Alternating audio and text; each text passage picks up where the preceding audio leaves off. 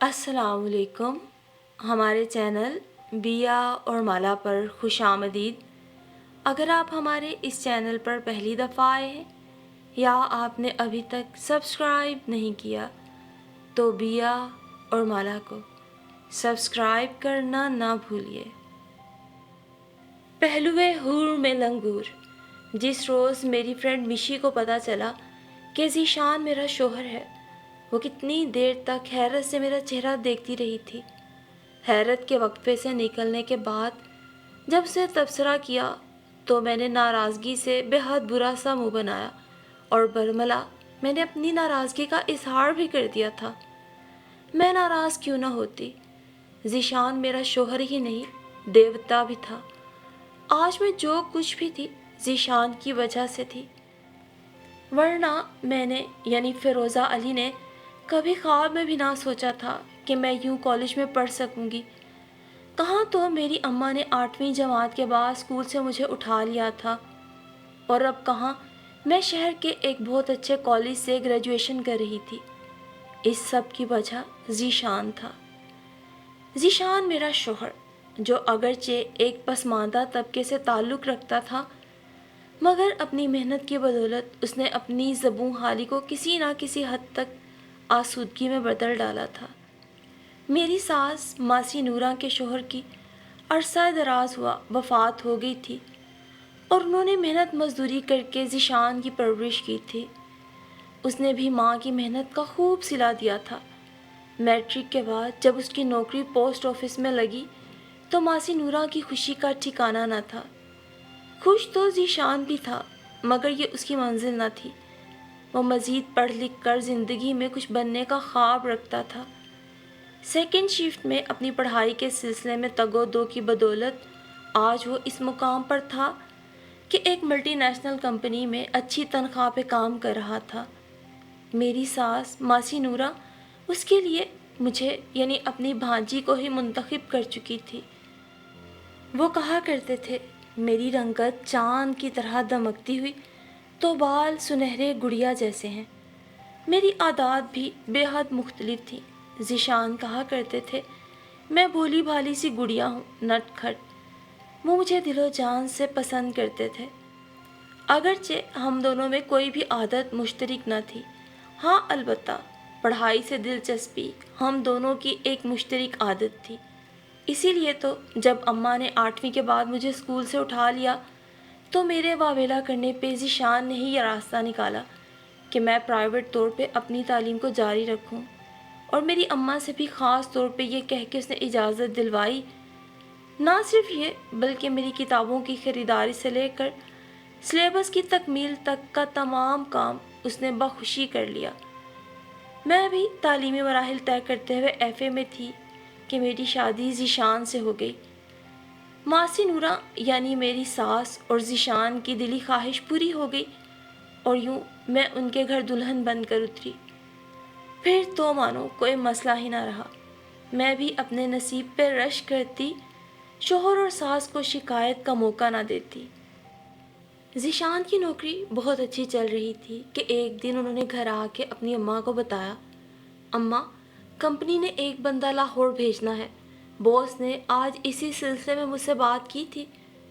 دفتر سے واپسی پہ کھانا کھاتے ہوئے اس نے کہا تھا، خیر سے جا پتر، کتنے دن کے لیے جانا ہے؟ اوہو اماں، دنوں کے لیے نہیں، سالوں کے لیے جانا ہے. کم از کم 3 سال کے لیے ٹرانسفر ہو جائے گا. آئے ہائے پتر، پھر تو وہاں کیسے رہے گا؟ تیرے روٹی پانی کا کیا بنے گا؟ ماسی تو از حد پریشان ہو گئی. اماں اس کی تو فکر نہ کر، مجھے گھر ملے گا، تنخواہ میں بھی اضافہ ہوگا، تجھے اور فیروزہ کو میں اپنے ساتھ لے کر جاؤں گا. نہ پتر، میں تو جانے سے رہی. یہاں بھرا پورا گھر، رشتے دار، برادری، ہمسائے. میں یہاں سے دور گئی نا تو میں بچ نہیں سکوں گی. ہاں فیروزہ کو تو ساتھ لے جا، وہ تیری زنانی ہے. ہائے ماسی، ہم تیرے بغیر کیسے رہیں گے؟ میں بھی پریشان ہو گئی. بس تو چلے گی تو میں جاؤں گی، ورنہ میں بھی نہیں جاؤں گی. کچن سے ایک گرم پھلکے کے ساتھ برآمد ہوتے ہوئے میں نے حتمی انداز میں کہا، جھلی نہ ہو تو تیرے سر کے سائیں کی جب جب ڈیوٹی بدلے گی میں ایک جگہ سے دوسری جگہ سامان اٹھا کے تھوڑی گھومتی رہوں گی. ہاں البتہ تیرا جانا ضروری ہے. تو اپنی تیاری شروع کر پتر ذیشان، کتنے دن بعد جانا ہوگا؟ ماسی نورا حتمی فیصلہ کر کے بیٹے کی جانب متوجہ ہو گئی۔ مگر اماں آپ کیسے؟ ذیشان نے انتہائی الجھن میں پڑھ کر اپنی ماں کی طرف دیکھا۔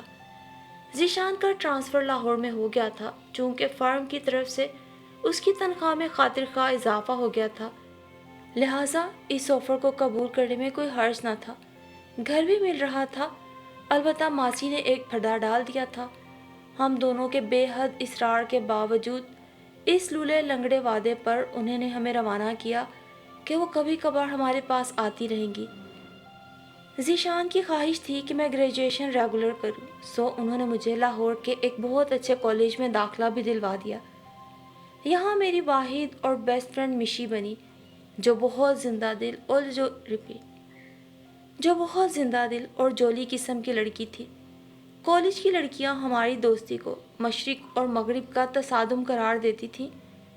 شروع میں جب ذیشان مجھے بائک پہ چھوڑنے آتا، مشی اسے میرا بھائی سمجھتی رہی، مگر جب میں نے اس کی غلط فہمی دور کی تو وہ حق دک رہ گئی۔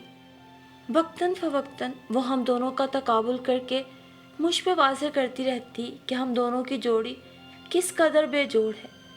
شروع میں اس کے کمنٹس پہ ناراض ہوتی، آہستہ آہستہ مجھے اس کے یہ کمنٹ سننے کی اتنی عادت ہو گئی کہ میں ایک کان سے سن کر دوسرے کان سے نکال دیتی۔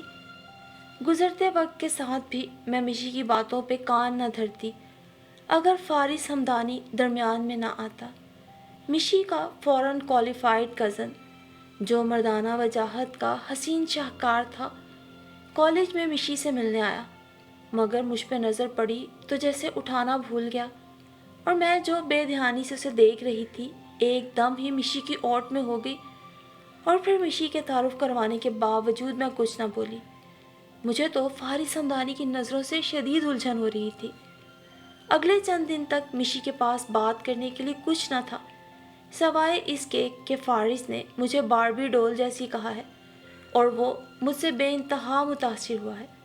ہر وقت گھر میں میری ہی تعریف کرتا ہے، میرے بارے میں پوچھتا ہے۔ وہ کون ہوتا ہے میری تعریف کرنے والا؟ مجھے بالکل اچھا نہیں لگا کہ کوئی غیر مرد میری اس طرح تعریف کرے۔ میں نے مشی کی بات پر خفا ہوتے ہوئے کہا، یار، خوبصورت چہرے سبھی کو اٹریکٹ کرتے ہیں۔ اب اگر میرا کزن تمہارے جادوئی حسن پر مر مٹا ہے تو اس میں اس بیچارے کا کیا قصور؟ مشی نے بے باک قہقہ لگاتے ہوئے میری ٹھوڑی کو چھو کر کہا، مائنڈ یور چیپ لینگویج مشی۔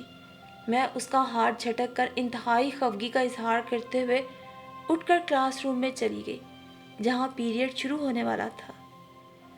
اگلے دن بھی مشی پھر اپنے کزن فارس ہمدانی کے قصیدے لے کے بیٹھ گئی تو میں زچ ہو گئی۔ یوں بھی چھٹی ہو چکی تھی۔ میں نے کہا، اوکے مشی، میں چلتی ہوں۔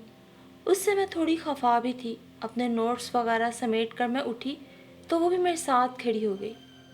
ٹھہرو یار، میری گاڑی بھی آنے والی ہے، آتی ہے تو نکلتے ہیں، مشی نے میرا ہاتھ پکڑ کر کہا۔ ارے فارس، آپ؟ تبھی گیٹ سے نکلتے ہوئے اس کی نظر فارس پہ پڑی تو بلند آواز میں کہا، اور میرا ہاتھ پکڑ کے اس طرف بڑھی تو باوجود کوشش کے میں اپنا ہاتھ نہ چھڑا سکی۔ میں ادھر سے گزر رہا تھا، سوچا تمہیں بھی پک کرتا چلوں۔ بات تو وہ مشی سے کر رہا تھا، مگر اس کی مسکراتی نظریں میرے چہرے پہ جمی ہوئی تھی، اور اس کی نگاہوں کی حدت کو میں پورے دل و جان سے محسوس کر سکتی تھی۔ السلام علیکم، کیسی ہیں آپ؟ اب وہ براہ راست مجھ سے مخاطب ہوا تھا۔ وعلیکم السلام، آج میں نے بھی قدر اعتماد سے جواب دیا۔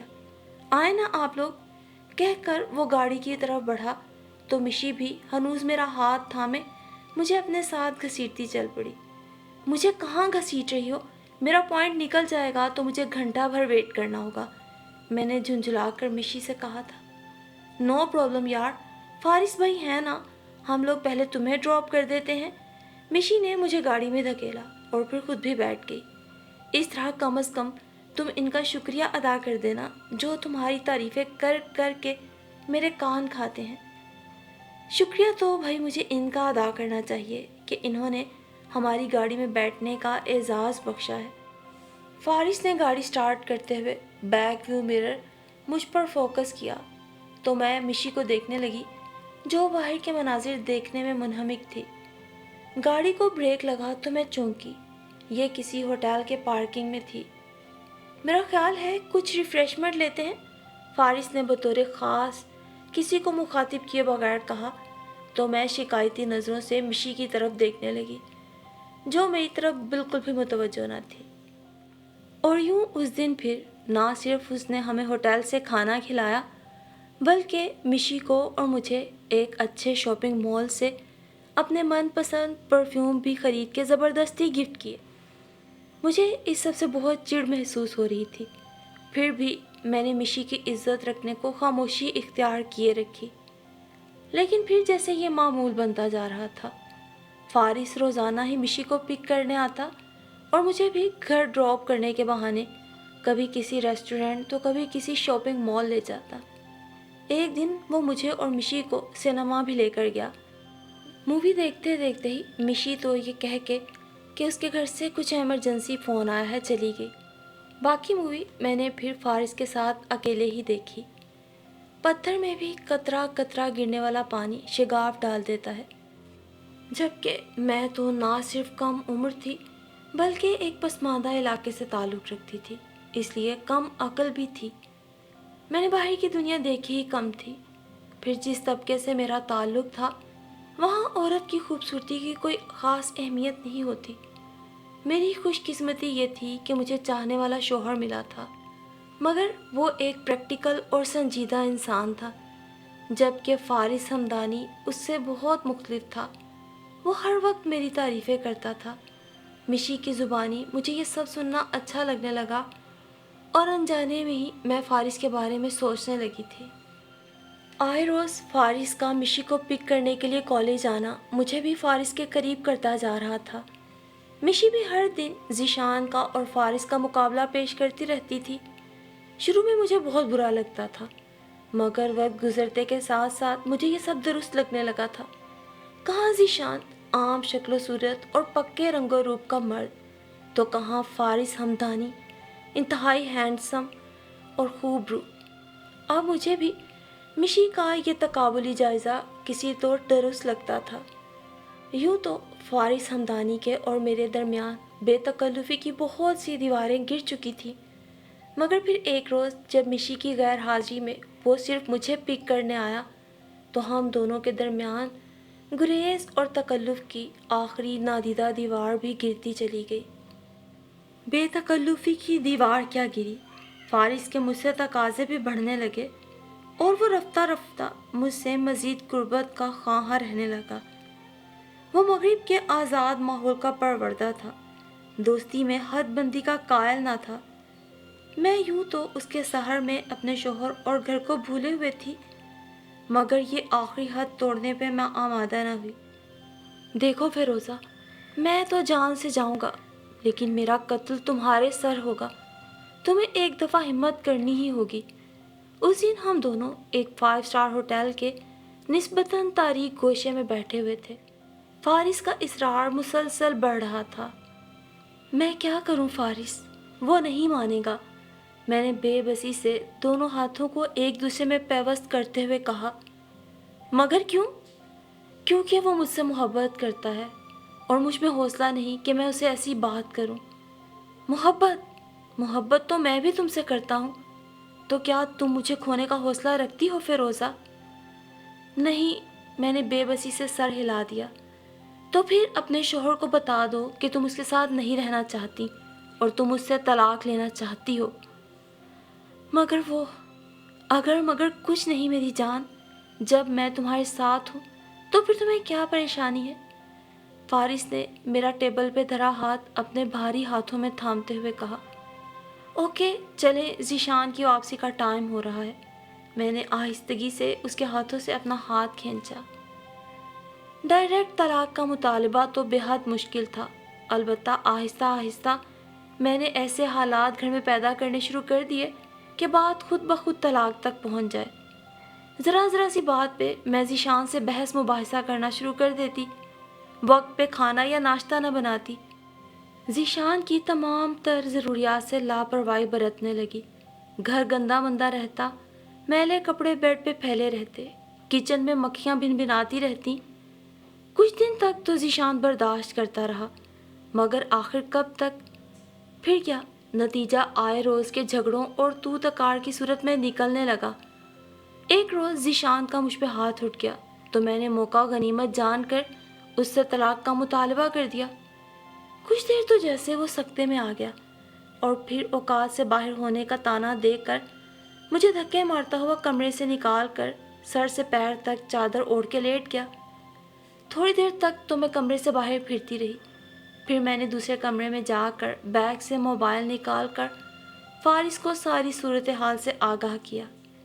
जानू, मेरा ख्याल है अब वक्त आ गया है कि तुम कोई फ़ैसला कर लो। एक दफ़ा तुम मेके चली गई तो फिर हम दोनों का मिलना मुश्किल हो जाएगा। मैं क्या फ़ैसला कर सकती हूँ फारिस? फ़ैसला तो उसने। पागल मत बनो, उसका फ़ैसला तुम सुन ही चुकी हो कि वो तुम्हें माँ बाप के पास छोड़ आएगा। तो फिर मैं क्या करूँ? ऐसा है कि मैं गाड़ी लेके आ रहा हूँ, तुम रोड तक आ जाओ, मैं फ़िलहाल तुम्हें मिशी के पास छोड़ देता हूँ। मगर ऐसे? देखो फ़िरोज़ा, तुम मिशी के पास रहकर ज़ीशान से खुला का केस फाइल कर सकती हो। उस पर यह भी इल्ज़ाम लगा सकती हो कि वो तुम्हें मारता पीटता है, बल्कि अब तो उसने ये सच साबित कर दिया है। सिर्फ इसी सूरत में तुम्हारी जान उस ढक्के से छूट सकती है, इसके सिवा हमारे पास कोई रास्ता नहीं है। और उस वक्त मेरे पास भी उसकी बात मानने के सिवा कोई चारा न था। सो मैं घर छोड़ के निकल आई। आप तो कह रहे थे आ मुझे मिशी के पास। गाड़ी जब किसी कोठी के गेट पे रुकी तो हैरत से मैं उसकी तरफ देखने लगी। ये मिशी का घर तो नहीं था, क्योंकि मिशी के घर मैं 2-3 मरतबा आ चुकी थी। एक्चुअली ना फ़िरोज़ा, तुमसे बात करने के बाद जब मैंने मिशी के घर फ़ोन किया तो पता चला वो लोग आज दोपहर को हैदराबाद गए हैं। शायद उसके ननिहाल में कोई डेथ हो गई है। भाई अब उतर भी चलो। मैं गुमसुम थी जब उसने गाड़ी का दरवाज़ा खोल के मुझे मुखातिब किया था। बैठ जाओ, तुम्हारा अपना ही घर है। लाउंज में आकर वो शरारत से कह रहा था, शरीफ शरीफ, बेगम साहिबा के लिए कुछ पीने को लाओ। उसने किचन में काम करते नौकर को आवाज़ दी थी, जबकि मैं सोचों में उलझी हुई थी कि मैं यहाँ रात कैसे गुजारूंगी। तुम बैठो, मैं एक कॉल कर लूँ। वो सामने कमरे में गायब हो चुका था। शरीफ मेरे सामने टेबल पे कोल्ड ड्रिंक रख गया। घबराहट और परेशानी के मारे मेरा तो हलक खुश्क हो रहा था, लेकिन 2 घूंट लेकर मुझे उसका जायका कुछ अजीब सा महसूस हुआ तो मैंने गिलास वापस ट्रे में रख दिया। यहाँ रहना मुनासिब नहीं है। मैं उसे कहती हूँ कोई और बंदोबस्त करे, अगर मिशी यहाँ नहीं है तो। मैं फारिस से बात करने के इरादे से उठी थी। उसके सामने वाले कमरे का दरवाज़ा थोड़ा खुला हुआ था और वो किसी से ऊंची आवाज़ में बातें कर रहा था। मुझे भी हल्के हल्के चक्कर आ रहे थे। यार, सारा कमाल ना मिशी का है, ताक कर निशाना करती है कॉलेज में। मुझसे भी ज़्यादा ये उसकी मेहनत है। वो क्या कह रहा था, मैं ठटक गई थी। कहीं भी ले जाने का मसला नहीं, खालिस वेस्टर्न लुक है। वेस्टर्न ड्रेस पहना कर डेविड की गाड़ी में डाल देंगे तो पुलिस भी शक नहीं करेगी। यार, इतनी मेहनत की है, कुछ दिन तो हमारा भी हक बनता है ना। वो कहका लगा कर इंतहाई खबासत से हंसा था। मेरी टांगों से जान निकलने लगी थी। मैं दबे कदमों से पीछे मुड़ी और वापस लाउंज में आ गई। शरीफ किचन में मुतमईन अंदाज में देगची में चम्मच हिला रहा था और टेरिस से फारस हमदानी के सरशार कहके मुझे सुनाई दे रहे थे। मैंने मेज़ पे धरा अपना बैग उठाया और चकराते सर को संभालती दबे कदमों बाहर आ गई। दौड़े कदमों से सड़क पर पहुंच के मैंने पास से गुजरती हुई टैक्सी को रोका और उजलत में बैठते हुए उसे घर का पता बताया। एक छोटी सी सल्तनत थी जिसकी मैं मलका थी, एक राजधानी थी जिसकी मैं रानी थी, मगर अब मैं एक आइटम बनने जा रही थी। ऐसा आइटम जिसे हर रोज़ नई मंडी में सजना था, नए गाहक के कदमों में बिखरना था। मैंने एक दफ़ा अपनी सल्तनत से बाहर झांक कर देख लिया था। रंगों और रोशनियों की खूबसूरत दुनिया किस कदर भयानक थी, जहाँ भेड़िए कदम कदम पे घात लगाए बैठे हैं। रंगों भू की ये दुनिया एक ऑक्टोपस की मानिंद मुझे जकड़ने को तैयार थी। میں جھرجھری لے کر ہوش کی دنیا میں واپس آئی۔ ٹیکسی میرے گھر کے قریب رک چکی تھی۔ میں اپنی سلطنت میں واپس لوٹ رہی تھی، جہاں میں محفوظ و مامون تھی۔ آنکھ کھلنے میں دیر لگی، مگر اتنی بھی نہیں کہ واپسی کا دروازہ بند ہو جائے۔ گھر کے دروازے کھلے ہوئے تھے۔ ذیشان ابھی تک اپنی چادر تانے مجھ سے خفا اپنے کمرے میں لیٹا ہوا تھا، لیکن اب میں بدل گئی تھی۔ ایک ٹھوکر لگی تھی، گناہ کی ایک دلدل میں میں گر گئی تھی اور گناہوں سے لت پت ہو چکی تھی، مگر جانتی تھی اب مجھے منانا ہے، اپنے دیوتا جیسے شوہر کو ہی نہیں بلکہ اپنے رب کو بھی، کہ جس کی مقرر کردہ حدود کو آج میں پار کرنے کے لیے اپنی دہلیز پار کر گئی تھی۔ مگر سچ ہے، وہ سب سے بڑا معاف فرمانے والا ہے۔ بے شک وہی غفور الرحیم ہے کہ وہ ہم گناہگاروں کے لیے توبہ کے دروازے کبھی بند نہیں کرتا۔